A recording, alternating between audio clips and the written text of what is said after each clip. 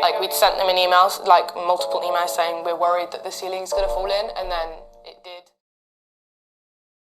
The student dilemma is one that goes deep, one that takes a cavernous dive into the cesspool of unequal behaviour within the education system. With all the pressure on students today, it's hard to see the positives of further education, such as university. Well, that is depending on what you want to do.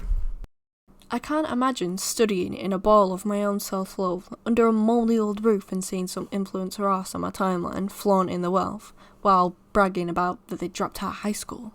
Millionaire, but I ain't used nothing in my life that the teachers taught. Discourse around the matter often gets pushed under the rug. Does this lead people to be tricked? Or does it just allow the student experience to be hidden altogether? While I was studying for my GCSEs, I noticed that myself and much of my peers didn't really seem as bothered about revising for exams that are, advertised as the biggest factor in our futures. At times, it really seemed ironic. We felt so unmotivated while constantly receiving emails about working hard to get the results that you need. I wonder if this was a similar problem for other students. Come to find out of roughly 36,000 university students, less than half say they spend more than 11 hours a week independently studying, dropping from 5% since 2016. This didn't seem too major though, because it's easy to make up for it in class. However, I then discovered that even in timetabled lessons, hours have dropped. And at this point, I'm really puzzled, because, where and what are these students doing then? Well, actually, it's a simple answer. Work. More than half of students work during term time, losing out on vital study time and class time.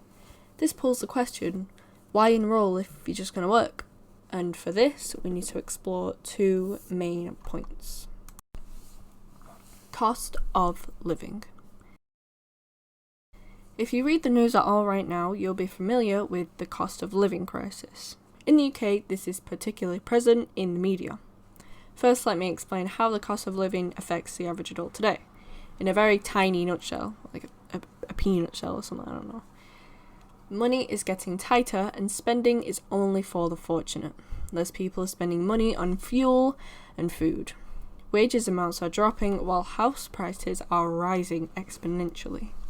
And even when the stats ease, they're still even too high to notice. Now, let's see what this means for students. The average spending for a student these days adds up to around £924, taking into consideration rent, food, clothes, and general student human things. To pay for these expenses, university kindly gives their students maintenance loans. The average student will receive about £485 a month from the university. Nowhere near the amount it costs to be a person these days in the UK. Most students don't think it's enough to live on, regularly turning to their parents for financial support. And what's strange is that universities advertise and want people to go, often taking schools on trips to visit university, but when they actually get there, there's so much more students have to actually deal with. Sound familiar? Joking, okay, maybe it's not as extreme as propaganda war zones, but you get what I mean. But I do think this is one of the main factors for 250,000 students less applying for university this time around.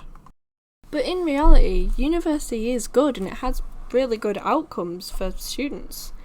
That is if you're doing the right course and if you're kind of already financially stable. Not to say it isn't possible, but it is easier. Value of money. Then there's the education. Is it even worth it anymore? Many students have realised just that. Mainly students of social studies, business or tech, while things like doctoring and dental perceive their value of money as quite good.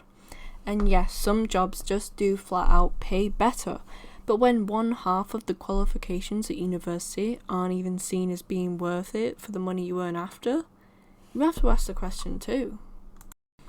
Is university even worth it anymore? Yes, graduates make more than non-graduates on average, however not really as extreme as it used to be.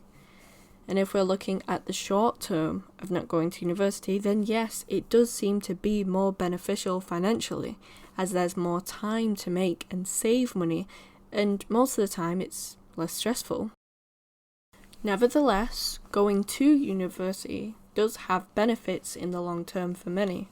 The experience and the opportunities seem to be much more beneficial, but all the points discussed only make it more difficult to achieve, especially with the rapid decline in mental health and the cost of living uprising.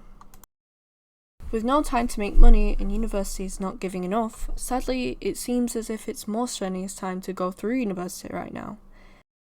And if you've not noticed a rather clear pattern here, it's that the people who can overcome these cons and barriers in university are in fact the rich. Yes, everybody has the right to education, but does that mean everybody can access it or have a good experience or experience the same as the rich? And on a final note, going back to the very beginning of the video, student accommodation, which I believe more applicants should be warned about. Yeah, I mean warned about. Unless you have a fat check to spend on a nice place with a nice room and a kitchen in a sort of okay area, expect the worst of the worst. Yeah, hazardous place to live in, with little to no help from your landlords, and just awful conditions to live in. Have a good day now.